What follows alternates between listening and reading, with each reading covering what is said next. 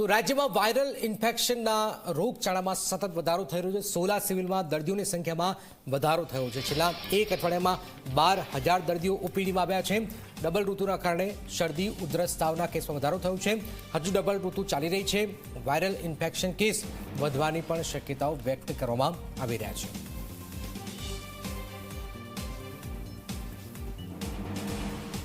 ડેન્ગ્યુના ગયા અઠવાડિયામાં એક પોઝિટિવ કેસ હતો અને 60 દર્દીઓના સેમ્પલ લેવામાં આવેલા અને મેલેરિયાના લગભગ 152 સેમ્પલ લેવામાં આવેલા। એમાં એક પણ પોઝિટિવ કેસ જોવા નથી મળેલો અને કોઈ પણ ડેથ પણ નથી।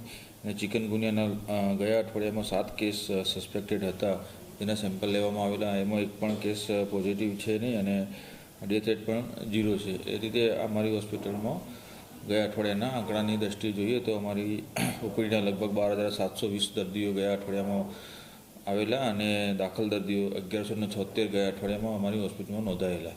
મિક્સ ઋતુમાં વાયરલ ઇન્ફેક્શન, શરદી ઉધરસ તાવના કેસ આવતા હોય છે સામાન્ય રીતે।